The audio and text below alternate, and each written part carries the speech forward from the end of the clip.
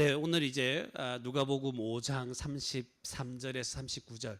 지난주에는 27절에서 39절까지 했죠. 그런데 그 내용이 너무 좀 많아서 특별히 오늘 마지막 부분을 조금 따로 떼서 예수님의 비유에 관해서 조금 더 얘기를 하고 실제적으로 좀 생각하고 적용하는 그런 시간들을 가지려고 합니다. 지난주에 우리 예수님은 레위를 찾아가서 부르셨죠. 그래서 레위가 막 기뻐하면서 큰 잔치를 벌였죠. 자기와 같은 그 세리들, 죄인들을 막 불러서 잔치에 초대하고 그 기쁨에 참여할 수 있도록 그렇게 잔치를 열었습니다. 그래서 우리는 지난주 말씀을 통해서 예수님은 우리를 부르시죠. 우리를 구원하셨는데 기쁨으로 따르게 하십니다. 어떻게 주님을 기쁘게 따를 수 있습니까? 기쁘게 주님을 따른다는 게 뭡니까? 왜 그렇게 할 수 있습니까? 왜냐하면 예수님은 죄인을 불러서 회개시키러 오셨기 때문에 우리가 기뻐하는 거죠.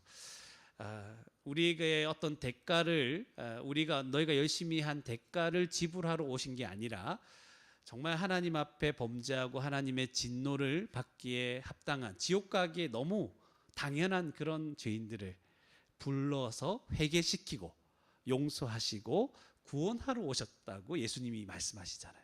그래서 우리는 그 예수님을 만났기 때문에 우리는 기뻐서 예수님을 따르는 거죠. 예수님 오셔서 야 너 내가 왔으니까 내 말대로 들어! 뭐 이렇게 하는 그런 분을 만났으면 우리가 기쁘게 주님을 못 따를 거예요. 너 왜 그렇게 살아? 이렇게 살지 마! 뭐 이런 식으로 했다면 우리는 주님을 기쁘게 따를 수 없을 것입니다. 그런데 죄인을, 나 같은 죄인, 아무짝에도 쓸모없고 소망도 없고 가망 없는 나 같은 자를 불러서 회개시키고 용서하시고 내가 한 것도 없는데 구원을 해주시는 그런 예수님을 만났기 때문에 이 복음을 알고 믿는 자는 기쁨으로 예수님을 따르게 되는 것이죠.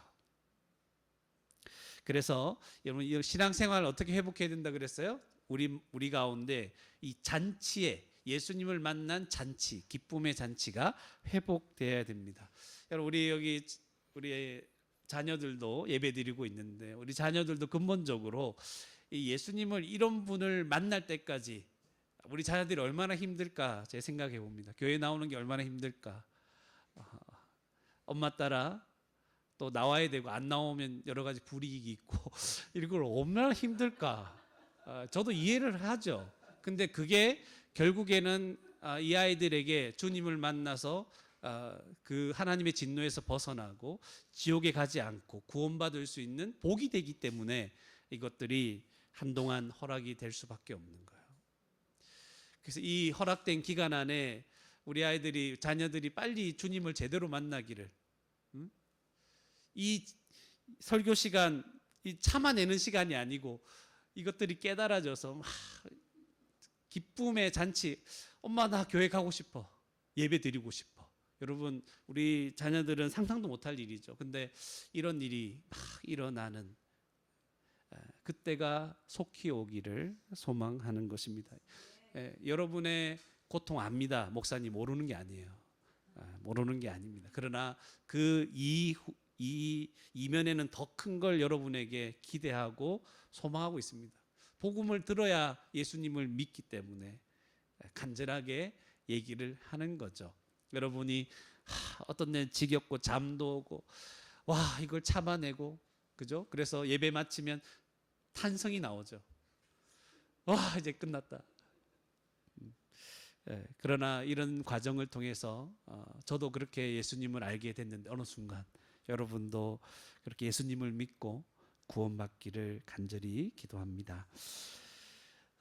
오늘은 지난주 본문에 충분히 다루지 못했던 예수님의 비유, 그 새 옷을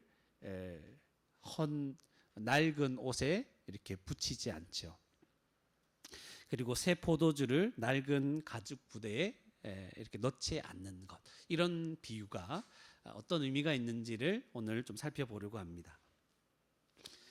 일단 오늘 본문에서 바리새인과 서기관들이 예수님과 그 제자들을 막 비방하죠. 왜 비방하죠? 뭘 잘못했다고 이렇게 비방합니까? 예, 금식 때문에. 예, 세리였던 레위가 잔치를 베풀었다 그러죠. 거기에 누가 왔다고요? 다른 세리들. 친구 세리밖에 없겠죠. 친구는 세리밖에 없어요. 왜냐하면 다른 사람들은, 이 사람들은 거의 일본 앞잡이, 일제시대 얘기하면 그런 나라를 팔아먹는 그런 나쁜 놈들이거든요. 또 그런 일도 있었다고 합니다. 이 세리들이 너무 나쁘니까 이 세리들을 죽이려는 사람들, 살해 위협도 있었고 살인도 있었던 거죠. 그러니까 얼마나 미움받았습니까? 민족에게. 그죠? 자기들 돈이나 벌 국리를 하고 국민들을 힘들게 했던 이 세리들. 그러니까 친구도 누구밖에 없어요? 세리들. 같이 나쁜 놈들. 그러니까 자타가 공인하는 죄인들밖에 없겠죠. 그런데 예수님이 거기 초대된 죄인들과 막 어울리면서 먹고 마시고 교제하는 거예요. 그런데 이 일이 왜 비방거리가 되냐면, 여러분, 이 바리새인들은 뭐 그냥 액면가로 봤을 때 그렇게 나쁜 사람은 아니에요. 액면가로 보면. 왜냐하면 그들은 하나님 말씀에 순종하기 위해서 굉장히 애를 썼던 사람들이거든요. 우리 같은 사람은 그 열심을 따라갈 수 없을 정도로 열심히 있었던 사람이에요. 우리 말씀 지켜야 됩니다. 순종해야 됩니다. 우리는 죄와 멀리해야 됩니다. 율법을 지켜야 됩니다. 이런 굉장히 운동을 벌이던 사람들이었습니다. 왜 이렇게 살았냐 하면, 이스라엘 나라가 망하고 이 이스라엘 백성들이 포로로 끌려갔죠. 구약에. 왜 그렇게 됐나요? 그렇죠. 말씀에 불순종해서. 예. 죄를 지어서 우상 섬기고 악을 행했기 때문에 나라가 망했잖아요. 그러니까 이 바리새인들은 하나님께서 약속하신 이스라엘 나라 회복을 생각하면서 이제 하나님이 이 나라를 회복시켜주고 이 나라가 다시 유지되게 하기 위해서는 어떻게 해야 된다? 범죄하지 않는 것, 우리가 말씀을 어기지 않는 것, 거룩하게 다른 하나님 백성으로서 살아가야 된다. 이걸 굉장히 추구했던 자들입니다. 우리 말씀 잘 지켜야지. 그래서 굉장히 열심을 가지고 살았던 사람이 누구라고요? 바리새인. 그러니까 한켠에서는 사람들이 존경했던 사람들입니다. 한켠에서는 외식을 행했죠. 사람들이 많이 모일 때 막 시장 거리에 서서 막 금식하고 막 회개하고 막 그렇게 했거든요. 그러니까 외식하는 부분도 있었지만 한켠에서는 사람들이 존경했겠죠. 열심히 말씀을 지키려고 했던 사람들.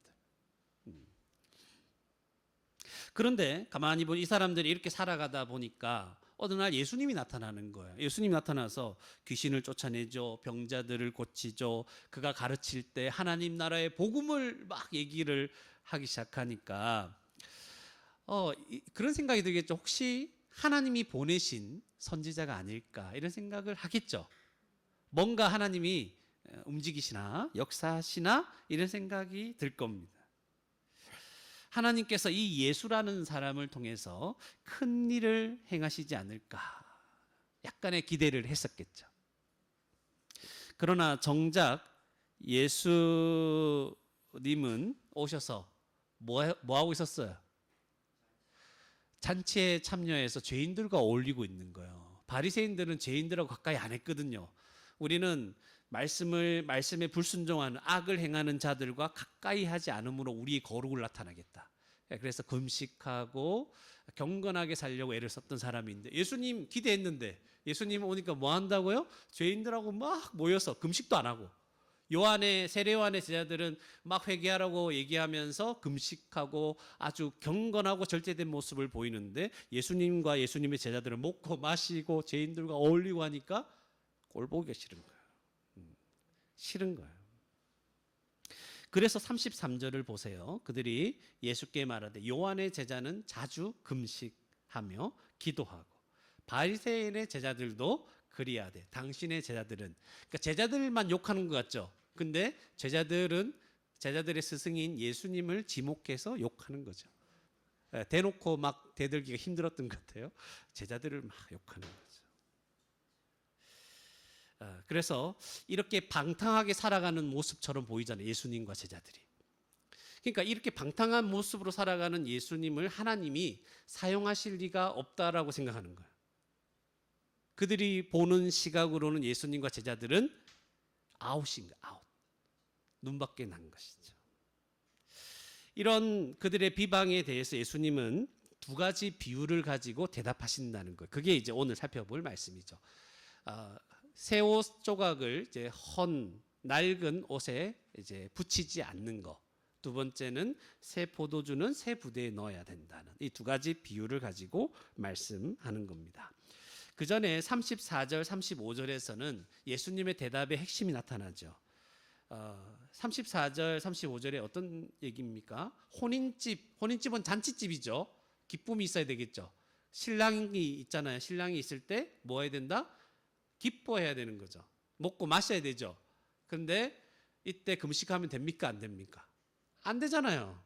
잔치가 벌어진 결혼식 갔는데 뷔페 다 차려놨는데 오늘 금식이다. 하객들에게 오늘 금식이다. 뷔페 탁 들어가게 해놓고 안 되죠. 많이 먹고 즐거워하고 얘기하고 이렇게 해야 되잖아요. 이런 얘기를 하는 거죠. 그게 무슨 말이냐면 지금은 금식할 때가 아니다. 이들이 공격한 게 뭐예요? 금식이었잖아요. 금식 또는 금식기도. 왜 당신과 제자들은 금식하지 않습니까? 지금은 금식할 때가 아니다. 이렇게 대답하시는 거예요. 그런데 금식할 때가 있다고 그랬죠. 35절이에요.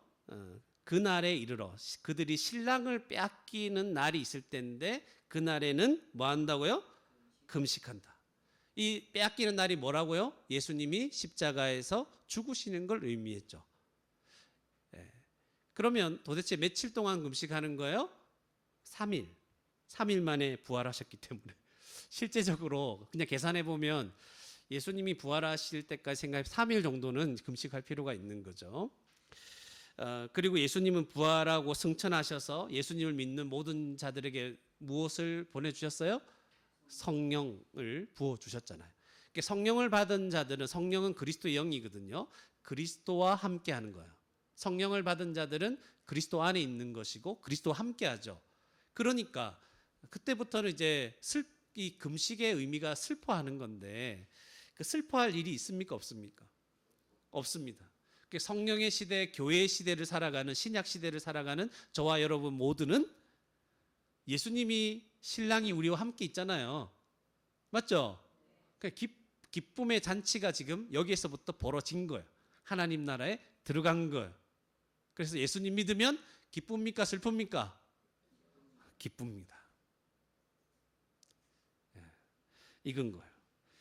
그렇다고 뭐 오늘날에는 금식하지 말라 이런 게 아니에요. 예수님도 금식하셨고 여러분 우리의 신앙의 유익을 위해서 금식할 때는 또 금식을 복음 안에서 기쁨으로 금식할 수 있습니다. 그러나 신랑을 잃어버린 것 같은 금식은 없다는 거예요. 그래서 우리는 기뻐해야 된다. 이 얘기를 하면서 첫 번째 비유가 뭐예요? 36절에 새 옷에서 한 조각을 찢어. 그러니까 낡은 옷이 이렇게 뭐가 헤어지고 문제가 생겼나 봅니다.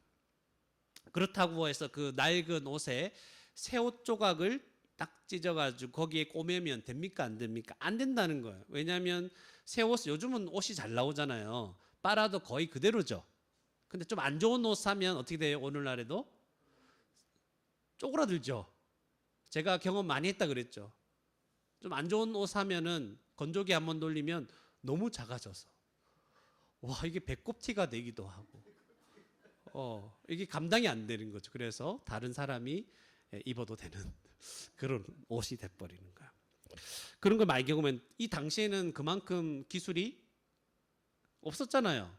그러니까 더 심했겠지. 더 쪼그라들겠지. 그러니까 낡은 옷은 이미 다 고정돼 있고 수축하거나 이런 게 없잖아요.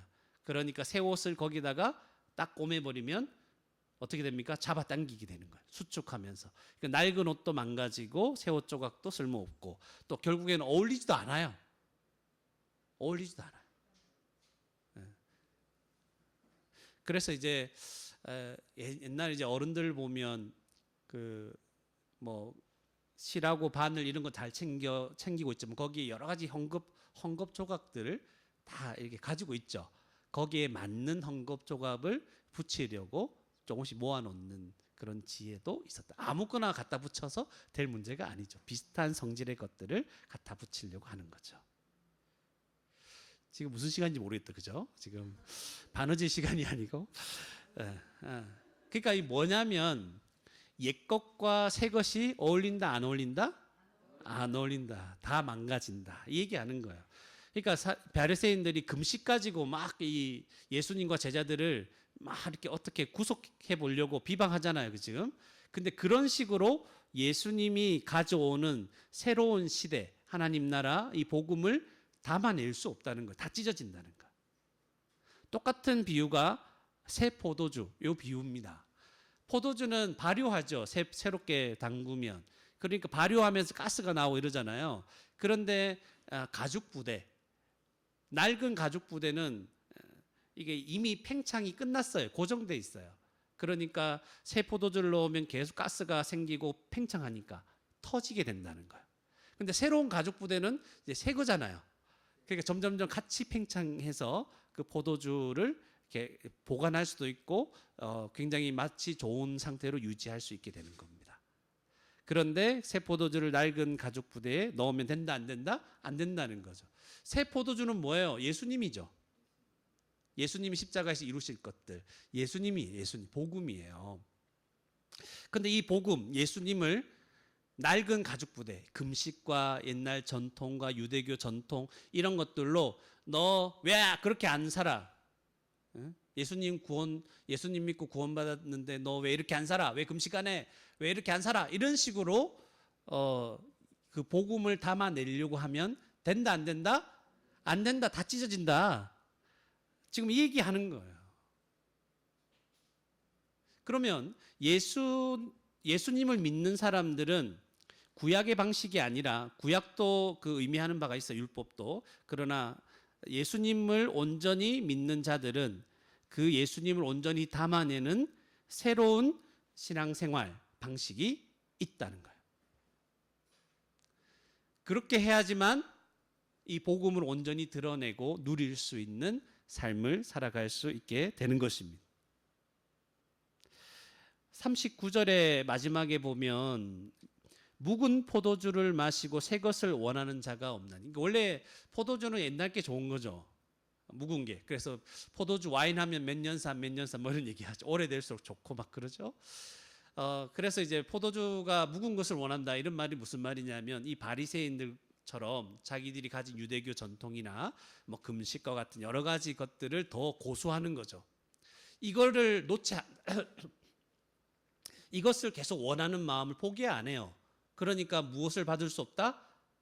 새 포도주. 누구요? 예수 그리스도. 복음. 이거를 받아들일 수 없고 거부하게 된다는 거예요. 그게 이제 오늘 말씀의 내용입니다. 그래서 오늘 본문 말씀의 내용을 가지고 세 가지를 함께 조금 생각했으면 좋겠다. 그렇게 생각합니다. 첫 번째로 여러분 예수 그리스도를 담아내지 못하는 신앙생활은 복음과 성도의 삶을 망가뜨립니다. 첫 번째, 예수 그리스도를 담아내지 못하는 신앙생활은 복음과 성도의 삶을 망가뜨립니다. 복음과 성도의 삶을 망가뜨립니다. 여러분 일반적으로 교회 다닌다고 했을 때 나타나는 신앙생활은 어떤 것이 있습니까? 뭐 예배 참석하는 거, 주일 예배 참석하는 거. 너 교회 다니냐? 예배 참석합니다. 그리고 성경 공부 어디에 참석합니다. 또 교회 나와서 예배 드릴 때 헌금도 합니다. 또 나 교회의 어떤 봉사에 참여하고 있습니다. 전도도 합니다. 때로는 어떤 교회는 새벽기도 가죠. 새벽기도에 참여합니다. 또 금식도 합니다. 이게 나타나는 신앙의 모습이에요. 특별한 어떤 집회에도 참석합니다. 뭐 사경회 이런 데 참석하기도 하고 세미나에 참석하기도 하고 수련회 가기도 하고 그다음에 찬양하기도 하고 단기 선교 그리고 통독 뭐 이런 여러 가지가 있겠죠. 이런 게 이제 일반적으로 교회 다닌다 하면 나타나는 성도의 신앙생활의 겉모양이죠. 네. 이런 모습 자체가 나쁜 건가요? 아니죠. 아닙니다. 이런 건 오히려 좋은 것이고 우리의 그 신앙을 더 풍성하게 만들어주는 것입니다. 그렇다면 어떨 때 이런 신앙생활의 형식이 문제가 될까 하는 거죠. 예수 그리스도를 담아내지 못하는 이런 형식이라면 이것 때문에 열심히 예배에 참석하는데 헌신도 하고 헌금도 하고 성경 공부도 하고 봉사도 하고 전도도 하고 새벽기도 참석하기도 하는데 오히려 이런 신앙생활이 예수님을 거부하는 쪽으로 복음을 부인하는 것으로 나타난다는 거예요. 주일 예배 참석했는데 예수님을 거부해요. 그러니까 이런 신앙생활의 형식이 무엇을 담아내야 된다? 예수 그리스도를 잘 담아내야 되는 거예요. 이걸 담아내지 못하는 형식이 되면 우리는 그리스도를 묵은 것을 자꾸 원하는 또 다른 사람이 되는 것이죠. 그리스도가 없는 신앙생활이 된다면 아무리 신실한 성도의 그런 모습처럼 보인다 할지라도, 기도 열심히 하고 말씀 열심히 보는 것처럼 보인다 할지라도 그것은 하나의 종교 생활일 뿐이 되는 것입니다. 기준은 무엇입니까? 무엇을 담아내는가? 무엇을 담아내는가? 여러분, 우리의 신앙생활은 지금 뭘 담아내고 있어요? 열심히 뭔가 하죠. 하려고 하죠. 근데 뭘 담아내요? 이것입니다. 많은 경우 한 세 가지를 말할 건데요. 첫 번째는 자신의 자랑을 담아내려고 하는 경우가 있습니다. 앞에서 말한 신앙생활의 모습이 나의 자랑을 위한 것이 될 수 있다는 거예요. 그때 우리는 그리스도가 없는 종교 생활을 시작하게 되는 거예요. 나의 자랑. 뭐 이게 나하고 상관없다 생각할지 모르겠지만 여러분, 나는 이 정도 헌신하고 섬기고 희생하며 산다. 성경을 이렇게 많이 연구도 했고 기도도 나는 많이 한다. 기도하면서 여러 가지 체험들도 있다.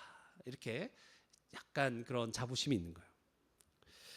은근히 내 신앙생활은 다른 일반적인 교회 다니는 사람들과 다르다. 격이 다르다 생각을 하는 거예요.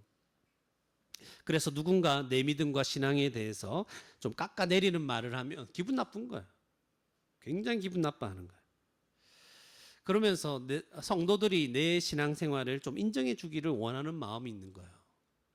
이게 다른 사람의 문제가 아니라는 거죠. 제가 지금 얘기하는 건.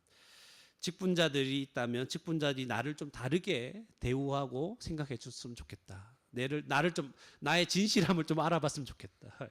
이런 마음이 있는 거죠.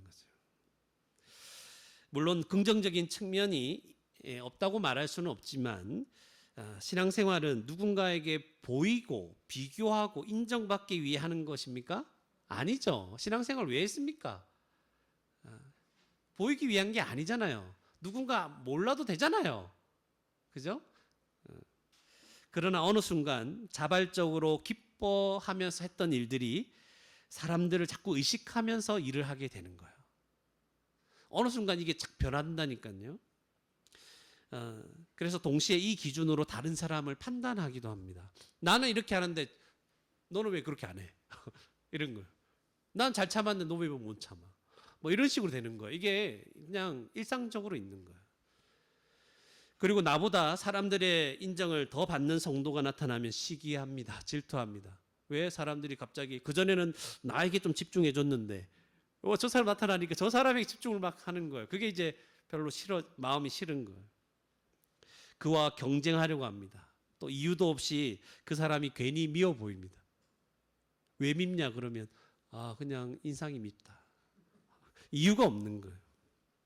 그래서 작은 일에도 비방하고 수군거리게 되는 것입니다. 여러분, 우리의 신앙생활이 그리스도를 담아내지 못할 때 겉으로는 아무 문제 없어 보이는 신앙생활이 이렇게 속에서는 썩어가는 겁니다. 우리는 뭘 담고 있습니까? 지금 우리가 신앙생활 하고 있잖아요, 그죠? 지금 요즘에 이번 주에는 뭘 담아냈나요? 우리 신앙생활은 나의 자랑과 사람들의 인정을 담아내려고 한 것은 아닌지를 한번 돌아봐야 되는 거예요. 두 번째로는 이런 게 있어요. 신앙생활을 열심히 한 대가로 하나님께 뭔가 얻고자 하려고 할 수 있어요. 그럴 때 우리는 그리스도 없는 종교 생활에 빠집니다. 원래 그리스도를 담아내려고 하고 그리스도를 얻으려 해야 되잖아요. 신앙생활은. 그게 핵심인데 뭘 얻어내려고 한다고요? 다른 것. 하나님께 내가 열심히 하면 하나님 다른 것 주실 거야. 이런 거 얻어내려고 할 때 그리스도가 쏙 빠지고 내가 원하는 그것만 탁 자리 잡게 되는 거죠. 신앙생활은 예수 그리스도로 말미암아 하늘에 속한 모든 복을 다 받았잖아요. 그래서 시작된 게 신앙생활이에요. 다 받아놓고 시작하는 게 신앙생활이다. 근데 뭔가 더 받으려고 하는 거예요. 이건 너무 당연하고, 내가 구원받고 복받은 건 너무 당연하고, 그 위에 내가 열심히 하고 헌신하고 충성하면 하나님께서 나를 특별히 더 사랑해 주시고 내가 원하는 것을 주실 것이다, 이런 생각을 합니다. 또 이런 이야기도 많이 배웠죠, 여러분. 열심히 해라, 기도 열심히 해라, 뭐 해라 하면 하나님께서 복에 복을 더하실 것이다. 이미 복 받았는데 그거가 충분하지 않다고 생각하는 거죠. 특별히 이제 간증 들을 때마다 이런 레파토리가 많았던 것 같아요. 내가 이렇게 했더니 하나님께서 나를 축복하셨다. 그러니까 사람들이 그럴싸한 거예요. 이 사람이 이렇게 열심히 했으니까. 제가 아주 감명 깊게 들었던 간증은 이런 거였어요. 어떤 권사님이 하루도 빠지지 않고 새벽에 그 교회 나가서 강대상을 닦았대요. 그래서 결과가 어떻게 됐냐면 자기 자녀들이 아주 여러 명이었는데 다 일명 사자를 달았대요. 박사 다 이렇게 이런 식으로 잘 됐대. 의사. 너무 축복받았다는 거예요. 그래서 이제 다 출세하고 성공했다고 얘기하는 거예요. 그 얘기 들으면서 너무 또 진지하게 이런 얘기를 하니까 저도 복음을 잘 모를 때는 그런가 보다, 그렇게 하고 그 간증의 은혜를 받은 거죠. 나도 뭔가 하나님 앞에 신실하게 열심히 해야 주님이 나에게 복을 주시겠구나. 여러분 그런 생각 한 번씩 해봤습니까? 안 해봤습니까? 해봤죠. 우리 다 같은 시대를 살았어요. 그러면 이제 다른 사람들은 그렇게 출세하고 성공하지 못한 사람은 어떻게 됩니까? 그런 헌신을 안 했기 때문에 형통하지 않은 거죠. 우리는 강대상 안 땄기 때문에 그런 거예요. 이런 논리로 가면 교회는 반드시 강대상을 크게 만들어야 돼요. 그래서 이 강대상 구역을 나눠야 되는 거죠. 앞쪽, 뒤쪽. 하나님께서 우리를 사랑하시고 복을 주시고 보호하시고 인도하시는 이유는 다른 사람들보다 우리가 무언가를 열심히 했기 때문이 아니죠. 예수님의 십자가 공로 때문에 우리를 사랑하시는 거죠. 이걸 명확하게 붙잡아야 돼요. 예수님은 믿는데 세상적으로 볼 때 돈도 없고 자녀들이 출세하지 못했다면 하나님은 우리를 구원하기는 했는데 우리가 신앙생활을 열심히 못해가지고 좀 잘못 살아서 하나님이 나를 기뻐하지 않는다는 말이 되잖아요. 그게 말이 됩니까? 복음을 거부하는 거예요. 별거 아닌 것처럼 보이지만 하나님은 우리가 행한 것 때문에 우리를 기뻐한다는 내용이 되는 거예요. 그죠? 우리를 그렇게 열심히 했기 때문에 특별히 사랑한다, 이런 식으로 되기 때문에 예수님이 십자가에서 이루신 복음을 거부하는 거예요. 복음을 훼손시키는 거예요, 이게. 하나님께 무엇인가 얻고 인정받기 위해 신앙생활을 한다면 얼마 가지 않아서 기쁨으로 시작했던 신앙생활들이 어떻게 될까요? 무거운 짐이 됩니다. 열심히 해보려고 한번 성공해 보려고 열심히 신앙생활 했는데 나중에 안 되는 거예요. 강대상 닦기 시작했는데 그게 하루 이틀이지, 그죠? 5년 닦아도 결과가 안 나타나. 10년 닦아도 안 돼. 몸은 아프고 아픈데도 열심히 와서 닦았는데 안 돼. 지치겠죠. 힘듭니다. 그래서 나중에는 죄책감이 생깁니다. 내가 진심으로 안 닦았기 때문에 그렇구나. 또 다른 자기를 비난하는 일들이 됩니다. 스스로 비난합니다. 내가 열심히 진심으로 신앙생활 안 해서 그렇구나. 그때 하기는 했는데 마음을 다해서 안 해서 내가 이렇게 복을 받지 못하구나. 그런 생각들로 괴로워지는 거죠. 신앙생활이 힘들어지고 버겁습니다. 이제 그만 쉬고 싶다, 이런 생각이 드는 거예요. 신앙생활 기쁘기 시작했는데 이제 쉬고 싶다 얘기하는 거야. 이렇게 빠져들어가는 거예요, 여러분. 우리가 뭔가 열심히 해서 하나님께 얻고자 하는 그런 신앙생활을 하게 되면 이런 식이 되는 거예요. 이제 쉬고 싶다. 뭘 쉬어요? 기뻐서 하는 일인데. 신앙생활 자체가 즐겁고 이 신앙생활이 우리의 힘이 되는 거예요, 여러분. 신앙생활 자체가 하는 모든 일이. 그런데 신앙생활 때문에 정말 지친다는 생각이 들면 예배드리기 지쳐요. 성경 공부하기 싫어요. 이제 기도 그만하고 싶어요. 헌신 그만하고 싶어요. 뭐 이런 거예요. 그러면 어느 순간부터 내 신앙생활에 그리스도가 사라진 거예요. 뭔가 얻어내기 위한 어떤 행위가 돼버렸고 그리스도가 없어진 신앙생활이 돼버린 거예요. 무엇인가 얻기 위한 일이 되어버린 겁니다.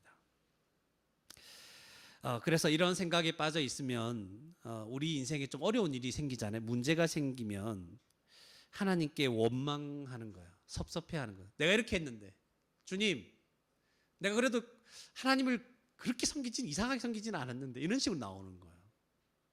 나한테 왜 이러십니까? 끊임없이 내가 그래도 좀 뭔가 잘못한 건 없나, 진심으로 안 했나 이런 생각이 또 들기도 하고, 또 그렇게 하는 설교도 듣고 막 그렇게 복잡해지는 거죠. 신앙생활이 마치 죄수 생활처럼 되어버리는 거예요. 이게 이제 그리스도가 사라지는 단계죠. 뭔가 예수님이 아닌 뭔가 다른 것 얻으려고 신앙생활할 때 망가지는 겁니다. 세 번째로는 아무것도 기대하지 않는 거예요. 방종 같은 거죠. 반대의 경우죠. 복음을 깨닫고 이해하고 다 믿었어요. 세 번째로. 그래서 너무 감사하고 기쁜 거예요. 구원을 얻는 데 있어서 나의 공로가 전혀 없다는 거 알았어요. 하나님의 사랑이 나의 행위에 근거하지 않는다는 사실에 너무 감사하고 기뻤어요. 자유를 얻었어요. 근데 자유가 너무 심해.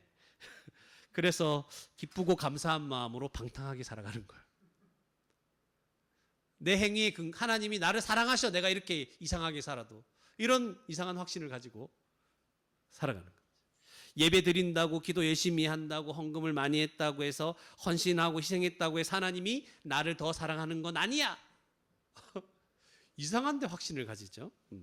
맞죠. 맞는 맞는 부분도 있어요. 그런데 이 귀한 복음을 깨닫고 나서 진짜 아무것도 안 하는 거예요. 그냥 하고 싶은 대로 살아가는 거죠. 하나님이 나를 사랑하시니까 이제 기도할 필요도 없지 뭐.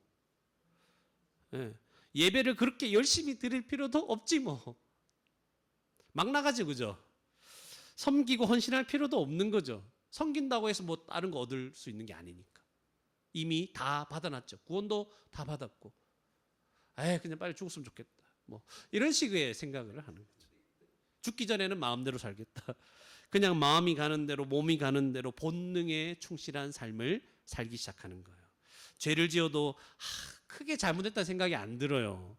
죄가 나를 아프게 하지 않아. 그냥 죄를 지었지 뭐. 용서하시겠네. 나를 사랑하시겠네. 그래도 복음을 한 절반만 들은 거죠. 그래서 회개하지도 않습니다. 이런 자들은 복음을 깨달았다고 하지만 절반만 깨달은 것이죠. 이들의 신앙생활이 담아내고 있는 건 뭡니까? 뭘 담아내고 있는 것 같아요, 이런 사람은? 예수 그리스도를 담아내는 게 아니고 자신의 죄성과 자신의 육신의 정욕과 탐욕을 막 담아내는 신앙생활입니다. 복음 때문에 자유를 얻었는데 이제 다 허물어버리고 자기의 본능, 정욕, 탐욕을 담아내는 신앙생활이 되는 거죠. 마음대로 살아도 되겠네 뭐. 복음을 이용하는 것이죠. 예수 그리스도께서 나를 값없이 구원하셨다는 최소한의 이 확고한 믿음을 근거로 해서 자기가 원하는 욕심을 충족시키려고 하는, 욕심을 담아내는 신앙생활인 거예요. 그리스도가 없는 거예요. 욕심으로 가득한 신앙생활.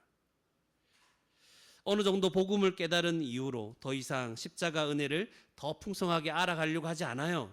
그 은혜에 감사하려고 하지도 않아요. 알았는데 뭐 복음 뭐.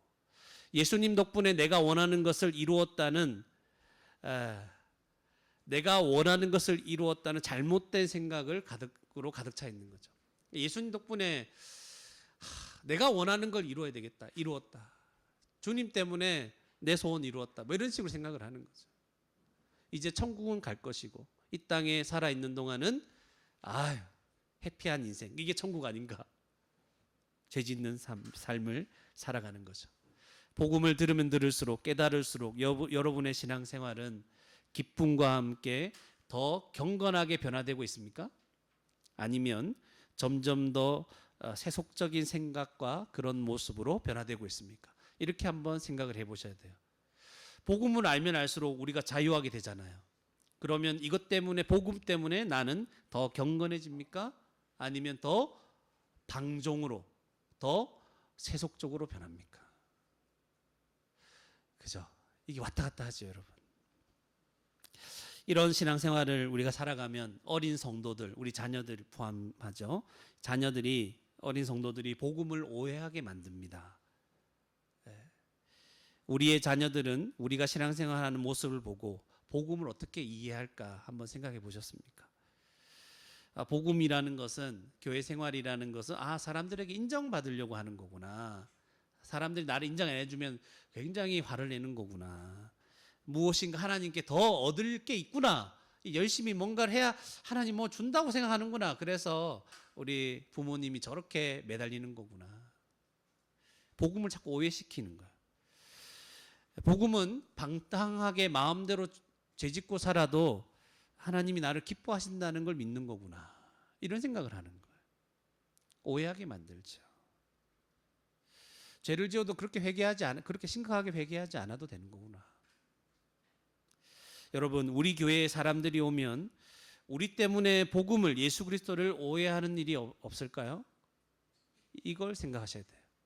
우리가 지금 교회 생활을 하는 이런 모습 때문에 그들이 복음을 오해하지는 않을까. 잘못하면 우리 때문에 복음이 왜곡된다는 사실을 기억하셔야 돼요. 새 포도주는 어디에? 새 부대에 넣어야 되는데 우리 때문에 복음이 온전히 드러나지 않는 거죠. 우리 자신과 신앙이 어린 자들의 삶을 망가뜨릴 수 있습니다. 왜 신앙생활 하는 거지? 왜 교회 나오는 거지? 사람들의 눈치를 보며 살다가 상처를 주거나 받을 수 있습니다.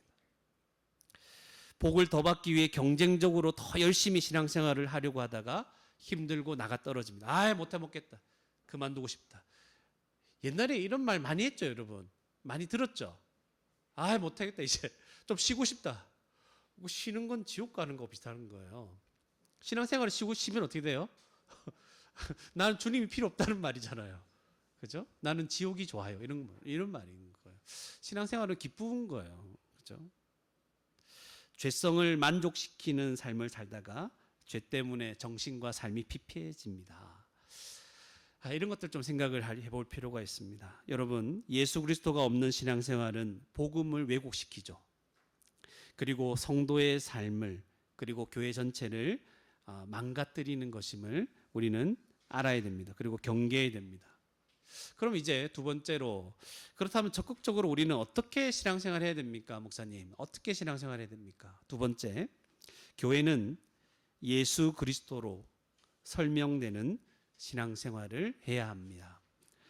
두 번째, 교회는 예수 그리스도로 설명되는 또는 예수 그리스도를 담아내는 신앙생활을 해야 합니다. 교회는 예수 그리스도로 설명되는 신앙생활을 해야 됩니다. 신앙생활의 모든 형식과 행위들은 여러분 예수 그리스도의 은혜 때문에 시작된 거죠. 다 은혜 때문에 우리가 하게 된 것들이에요. 왜 주일 예배에 참석하기 시작했습니까? 기도는 왜 합니까 도대체? 성경 공부는 왜 계속합니까? 어른도 배우고 중단하지 않고. 헌금은 여러분 왜 하죠? 오늘 헌금도 했잖아요. 왜 섬깁니까? 왜 봉사합니까? 복음은 왜 그렇게 전하려고 합니까? 왜 우리는 이렇게 살아가죠? 예수 그리스도께서 나 같은 죄인을 대신하여서 십자가에서 죽으셨고 이 복음을 믿는 나를 값없이 구원해 주셨기 때문 아닙니까? 예수님의 십자가 은혜 때문에 우리의 모든 신앙생활은 시작되었죠. 그것도 기쁨으로 나를 구원해 주셨기 때문에. 이게 핵심입니다. 그래서 저 같은 경우도 예수님 믿고 교회 가는 게 즐거웠어요. 여러분 다 그랬죠. 예수님 진짜 믿고 난 이후에는 교회 가는 게 즐거웠죠. 왜 즐거웠냐면, 교회 가면 왜 즐거웠냐면 예수님을 제대로 믿지 못할 때는 가서 간식 주니까 즐거웠어요. 놀 친구들이 많아서 즐거웠고 막 이런 게 있어요, 기본적으로. 근데 제가 초등학교 6학년 겨울방학 아직도 기억합니다. 그때 이후부터는 교회 가는 게 즐거웠는데 왜 즐거웠냐면 예배 드릴 수 있어서 즐거웠어요. 와, 이게 저도 설명이 안 되는 거예요. 저는 그렇게 개구장이었고 노는 거 좋아했던 사람입니다. 아침에 집을 나가면 돌아올 생각을 안 했던 사람. 때로는 못 돌아오기도 했어요. 그래서 저희 부모님이 저를 찾아서 이렇게 겨우겨우 돌아온 적이 많습니다. 저는 직진형. 어릴 때 나가면 뒤로 돌아보지 않고 계속 가. 그런 삶을 살았다 하더라고요. 저도 잘 기억이 안 나는데. 그랬던 제가 예배 드리고 싶어서 교회 오는 게 좋았어요. 말씀을 들을 수 있어서, 그러니까 중학교 1학년 때죠. 말씀을 들을 수 있어서 좋았고, 교회 오기 좋았고, 찬양하니까 너무 좋고, 그리고 위로받을 수 있어서, 또 위로해 줄 수 있어서, 뭔가를 다른 사람을 위해 섬길 수 있어서 좋았습니다. 하나님을 더 의지할 수 있는 마음이 막 강해지니까 너무 좋아요. 하나님 더 믿어지고, 더 하나님이 좋으니까 좋았어요.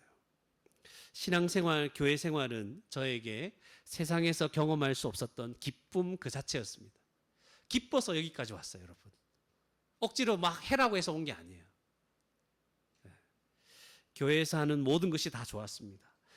저는 잠을 더 자는 것보다 새벽 기도에 나가서 말씀 듣고 기도하는 게 더 좋았어요. 그러니까 잠자는 것도 좋은데, 그러니까 주님이 너무 좋으니까 구원받은 게 너무 감사해서 말씀 더 듣고 싶어서 주님께 기도 더 하고 싶어서 새벽 기도를 중학교 때부터 갔어요.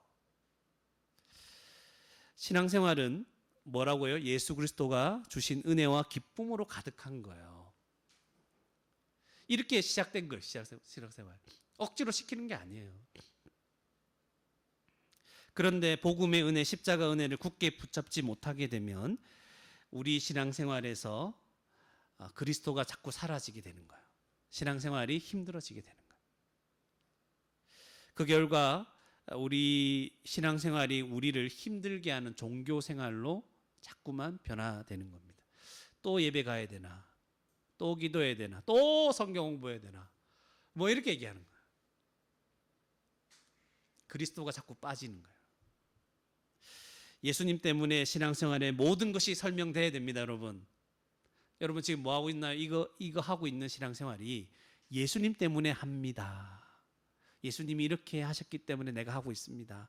이게 계속 설명돼야 됩니다. 우리 신앙생활의 모든 요소들이 예수님을 담아내는 신앙생활이 되어야 된다는 거예요. 그래서 다시 스스로에게 질문해야 됩니다. 내가 지금 이렇게 살고 있는 이유가 뭡니까? 오늘 여러분 왜 이렇게 주일 예배를 드리고 있죠? 예배들이 그렇게 힘들어하는 자녀들 깨워서 왜 이렇게 데려와야 됩니까? 삶은 너무 힘든데 왜 말씀 또 들어야 됩니까? 한번 여러분 대답해 보세요. 헌금은 왜 우리가 했습니까? 다른 사람들은 얼마나 했을까? 내가 이런 것에 왜 관심을 가져야 됩니까? 도대체 나는 왜 헌금하며 예배를 드리죠? 이것부터 생각하셔야 돼요. 예배 후에 왜 나는 섬기려고 합니까? 이런저런 일로. 주일학교 청소년 왜 힘들게 앉혀서 가르쳐야 됩니까? 지금 우리에게 있는 문제들이잖아요. 우리가 지금 하고 있는 모든 신앙생활들이 매 순간 예수 그리스도로 자꾸만 설명되어야 된다는 것. 스스로에게 납득될 수 있어야 됩니다.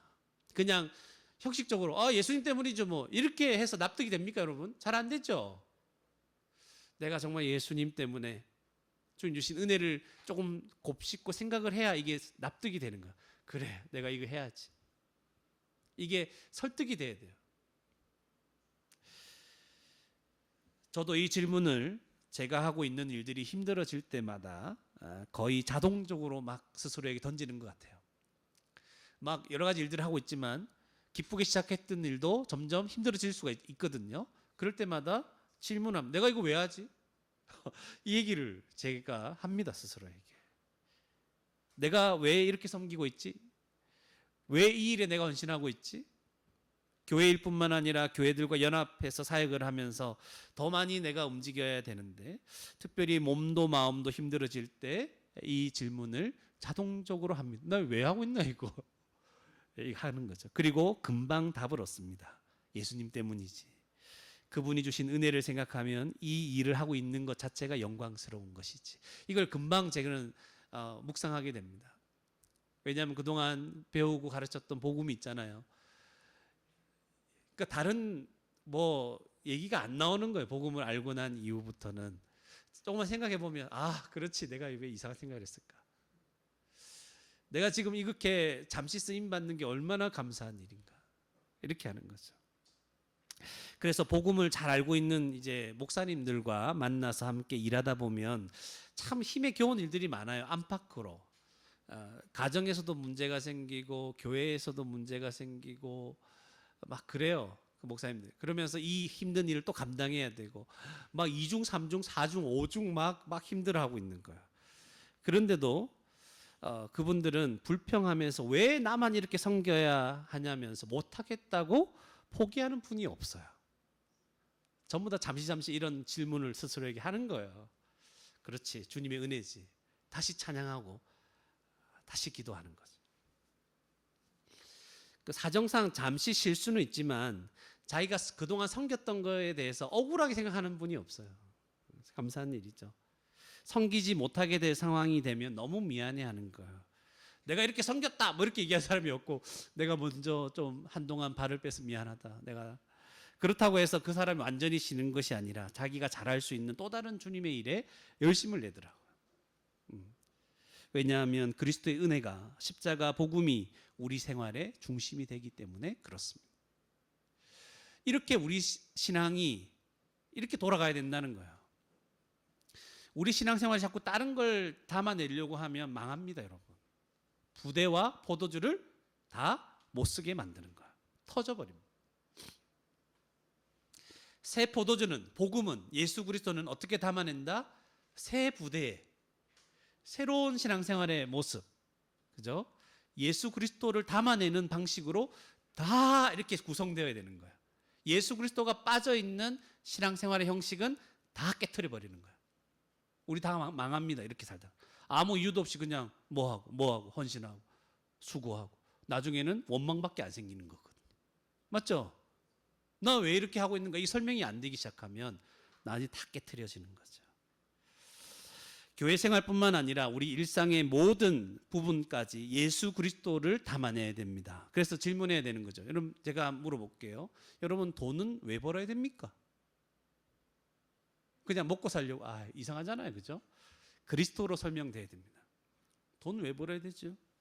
여러분, 왜 건강해야 됩니까? 우리 건강에 대한 관심이 있잖아요. 왜 건강해야 됩니까? 우리 자녀들도 왜 건강해야 됩니까? 왜 자녀들이 잘 양육받아 잘 커야 됩니까? 왜 이 직장을 다녀야 됩니까? 왜 이런저런 일 결정할 때 이렇게 결정해야 됩니까? 왜 그렇게 간절히 기도하고 있습니까? 왜 나의 시간과 재정은 여기에 쓰고 있습니까? 그리스도로 설명돼야 됩니다. 이 모든 일에 내가 믿는 예수 그리스도와 어떤 관계가 있는지, 이걸 매 순간 대답하면서 질문하고 대답해야 되는 거죠. 내가 이거 왜 하고 있지? 고린도전서 10장 31절에 그런즉 너희가 먹든지 마시든지 무엇을 하든지 다 하나님의 영광을 위하여 하라. 이게 성도의, 신약의 성도들의 새로운 삶의 방식이죠. 우리의 모든 삶이 예수 그리스도로 설명되고 예수 그리스도를 위하여 살아가는 인생이 되기를 바랍니다.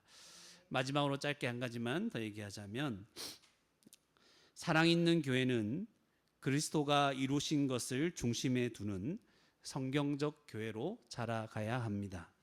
사랑 있는 교회는 그리스도가 이루신 것을 중심에 두는 성경적 교회로 자라가야 합니다. 성경적 교회로 자라가기 위해서 복음을 끊임없이 알아가고 되새기는 일을 우리 교회가 한다는 거예요. 아무리 복음을 많이 깨닫고 공부한 사람이라 하더라도 하루라도 여러분 진지하게 깨달은 말씀을 생각하거나 이 말씀을 붙잡고 또 읽고 연구하지 않으면 점점 이상해집니다. 우리의 죄성과 악한 세상과 마귀가 복음을 잊어버리고 살아가도록, 그리스도를 빼버린 채로 종교 생활만 하도록 그렇게 우리를 계속 공격하기 때문에 그렇습니다. 우리가 겪는 모든 일상 가운데 복음이 생각나야 됩니다. 그 복음 때문에 힘이 나야 되는 거예요. 그 복음 때문에 분별력이 생겨서 결정해야 되는 거예요. 복음 때문에 기쁨이 회복되어야 됩니다. 만약 이런 회복이 없다면 말씀의 기갈이 우리 가운데 일어나고 있는 거예요. 일상 가운데 복음이 자꾸 생각나지 않으면, 그것 때문에 나에게 해결되는 일들이 자꾸 없으면 말씀의 기갈이 일어나고 있는 것이, 잊어버리고 있는 거예요. 다시 복음을 되새겨야 됩니다. 더 풍성하게 알아가야 됩니다, 여러분. 이거 외에는 해결책이 없어요. 어제 밥 먹었다고 오늘 안 먹어도 괜찮다고 말하는 사람 있나요? 없죠. 또 먹죠. 심지어 아침 먹고 점심도 먹어야 되고 저녁도 먹고 그 사이사이 간식도 먹어야 된다 얘기를 해요.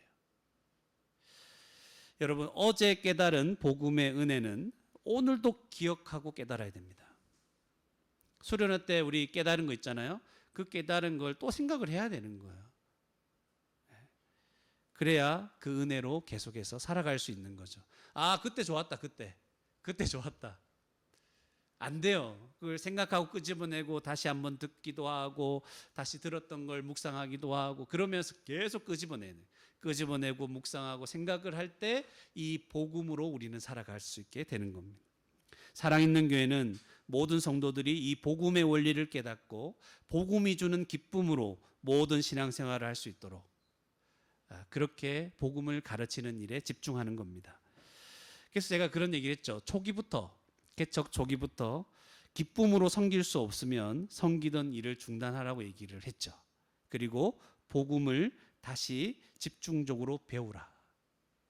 그렇게 말했습니다. 이 섬기는 일이 하나 좀 있으면 좋기는 하지만, 교회가 풍성해지지만 이걸 기쁨으로 하지 못한다면 다시 복음을 들어야 되는 거예요. 생각해야 됩니다. 앞으로도 마찬가지입니다. 어떤 직분이나 섬김의 자리에서 만약 불평하고 다른 사람은 왜 저 사람 섬기지 않고 나만 섬겨야 됐냐고 이렇게 원망한다면 그 일을 이젠 그만둘 때가 된 거예요. 그만두고 뭐 해야 됩니까? 복음을 다시 생각해야 되는 거예요. 불평하고 원망하면서 섬기는 일이 오히려 복음을 왜곡시키는 거예요. 교회가 힘을 잃게 만드는 거잖아요. 복음을 깨닫고 복음이 주는 기쁨으로 주의 일에 힘쓰는 우리 사랑있는 교회 모든 성도들과 아이들이 되어야 됩니다. 그러니까 참 기쁨으로 섬기는 사람들이 계속 많아질 때 그 원료가 뭐예요? 원료가 복음인 거예요. 예수 그리스도 때문에 내가 일을 한다. 이게 막 집요하게 계속해서 우리 가운데 일어나야 되는 거죠. 니 왜 그렇게 사냐? 왜 그렇게 열심인데? 예수님 때문이죠. 뭐 그게 막 묵상이 되는 거죠. 그 이유들이 계속 풍성해지는 거예요. 섬기는 일이 단순히 어떤 봉사나 어떤 일만 있는 게 아니에요, 여러분. 어떤 게 있냐면 성도들과의 관계에서 참아주는 것, 인내하고 용서하는 것, 이게 또 성도를 섬기는 일이에요. 여러분이 저한테 이제 맨날 뭐 성경 질문하거나 이렇게 뭐 질문할 때 그때마다 제가 화를 낸다면 교회가 어떻게 되겠어요? 막 화를 내, 목사님이. 그것도 모르는데 몇 번 그렇게 뭐 하냐고 말했어요. 막 이렇게 얘기하면 여러분 이게 같이 잘할 수 있습니까? 못 잘하잖아요. 말도 안 되는 일이잖아요. 여러분, 성도들의 성격과 행동과 어리석음과 죄성을 참아주고 기다려주고 용서하는 것은 그 사람을 하나님 앞에 속히 세우도록 하는 거예요. 잘 참아야 돼요. 인내하고 용서하는 것, 이게 섬기는 거예요. 그 사람을 다 섬기고 세워주는 것이죠.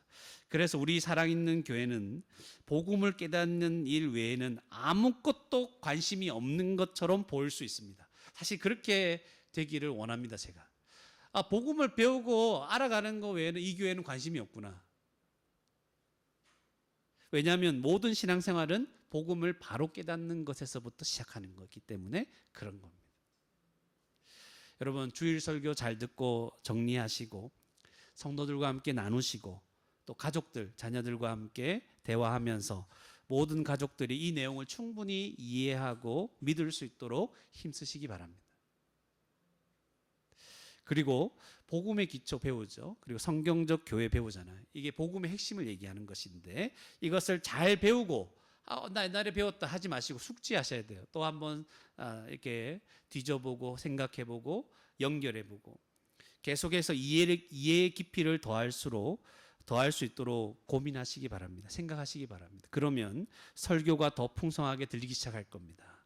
교회 생활을 한다는 게 무엇인지, 예전에는 그냥 교회 나가서 뭐 그냥 예배 드리고 이런 정도로 생각했는데 교회 생활이 무엇인지, 주님이 세우신 교회가 무엇인지를 알고 깜짝 놀라게 될 거예요. 아, 이게 교회 생활이었구나. 그리고 세 번째로 DBS를 열심히 하도록 하시기 바랍니다. 지금은 개인적으로 하는 사람도 있을 것이고 상황상 이제 그룹으로 이렇게 하는 사람도 있습니다. 제가 이제 9월부터는 이 부분을 좀 보완할 예정입니다. 그래서 사랑 있는 교회 속한 모든 성도들이 함께 같은 말씀을 날마다 말씀을 연구하고 자녀들과 여러 사람과 나누고 가르칠 수 있도록 해보려고 합니다. 그 방식은 간단하고 어렵지 않을 거예요. 말씀으로 양육하고자 할 때 여러분 목사의 지도에 어떻게 해야 됩니까? 순종하고 따르시기 바랍니다. 이런 것에 절대로 불순종하면 안 돼요. 그게 교회의 기본이거든요. 주님을 대신해서 말씀으로 양육하려고 하잖아요. 교회를 복음으로 이끌어 가려고 할 때 여러분 순종하셔야 됩니다. 원래 우리 재성이 있거든요. 그거 하기 싫다. 그거 매일 해야 되나? 이런 게 있을 거예요. 근데 그렇게 하시지 않고 순종할 때 함께 잘할 겁니다. 그렇다고 여러분을 무리하게 이끌지는 않을 겁니다. 이거 정착되는 시간이 좀 걸릴 수 있지만 꾸준히 잘 참여해서 사랑 있는 교회 모든 성도들이 말씀으로 계속 공급받고 충만해졌으면 좋겠어요. 방식은 간단할 거예요. 뭐 한 하루에 2-3절 정도 되는 걸 이제 카톡방에 올리면 그거 자세히 읽기 한 가지 깨달은 것만 적어서 올리면 돼요. 별거 아닌 것 같죠? 그러니까 월요일부터 금요일까지만 할 거예요. 그런 식으로 같은 말씀을 계속 꾸준히 같이 연구해 가고 나는 이거 못 봤는데 저분이 또 저걸 봤네 하면서 은혜가 자꾸 풍성해지는 그런 일들을 해 나가고 이게 꾸준히 우리 삶에 죽을 때까지 연장된다면 얼마나 말씀을 많이 깨달을까. 그죠? 때로는 내가 뭐 잘못 깨달을 때도 있겠죠. 괜찮아요. 자기가 알고 확실히 알게 된 거, 모르는 거 하지 말고, 그죠? 알게 된 것만 하면 돼요. 그러면 다른 사람이 깨달은 거 보면서도 많이 배우겠죠. 알게 모르게 여러분 많이 성장하게 될 것이고 복음 안에 살아간다는 게 뭔지를 아시게 될 겁니다. 그 외에도 성경대학 강좌 수련회 통해서 우리 교회는 복음을 분명하게 깨닫고 항상 기억할 수 있도록 한다는 거예요. 이거 하려고 합니다. 그래서 복음을 기초로 해서 신앙생활을 할 수 있도록 예배를 드릴 때도 기도를 할 때도 뭘 할 때도 금식을 할 때도 복음의 기초에서 할 수 있도록 예수님을 담아내는 복음을 담아내는 그런 신앙생활이 시작될 수 있도록 주일 식사까지 왜 우리 식사 같이 해야 됩니까? 예수 그리스도로 설명되는 그런 식사 교제가 있기를 바라는 것입니다. 말씀을 마무리하겠습니다. 예수님과 그분이 십자가에서 이루신 것을 훼손시키지 않았으면 좋겠습니다. 우리가 예수님을 잘 담아내는 새 부대가 되었으면 좋겠습니다. 가스펠도 있죠, 여러분. 새 부대가 되게 하여 주사 주님의 빛 비추게 맞나요? 나 주님의 기쁨 되기 원하네 내 마음을 새롭게 하소서 하면서 새 부대가 그게 새 부대가 이 부대인 거예요. 새 포도주는 새 부대. 그죠? 그렇게 되어야 되는 거죠. 우리 교회의 모습이 복음을 잘 드러내는 교회로 자라났으면 좋겠다. 모든 일에 복음에 기초해서 행하는 성경적인 교회가 되었으면 좋겠습니다. 그래서 누군가 우리 교회 와서 왜 이 교회는 이렇게 합니까? 이렇게 얘기할 때 우리 예수님 때문에 이렇게 합니다. 잘 설명해 줄 수 있는 그런 주님이 기뻐하시는 새 부대로서 살아가는 복된 저와 여러분이 되기를 주님의 이름으로 축원합니다. 함께 말씀을 생각하시면서 기도하시겠습니다. 기도하실 때 하나님 행여나 예수 그리스도를 담아내지 못하는 신앙생활 때문에 나 자신과 신앙이 어린 자들 특별히 우리 자녀들이 복음을 오해하는 일이 없도록 하나님 붙잡아 주십시오. 내가 복음을 오해해서 신앙생활을 잘못하고 있는 부분이 있다면 깨닫게 해주시고 예수님을 온전히 드러내고 담아내는 그런 신앙생활을 시작할 수 있도록 주님이 주신 기쁨으로 신앙생활을 할 수 있도록 인도해 달라고 기도했으면 좋겠습니다. 그리고 교회의 지도를 받아서 날마다 복음을 깨닫고 다시 되새기는 일에 열심을 내고 순종할 수 있도록 하나님, 우리 교회가 다 함께 말씀으로 복음으로 자라날 수 있도록 인도하여 달라고 같이 한번 말씀을 생각하시면서 기도하시겠습니다.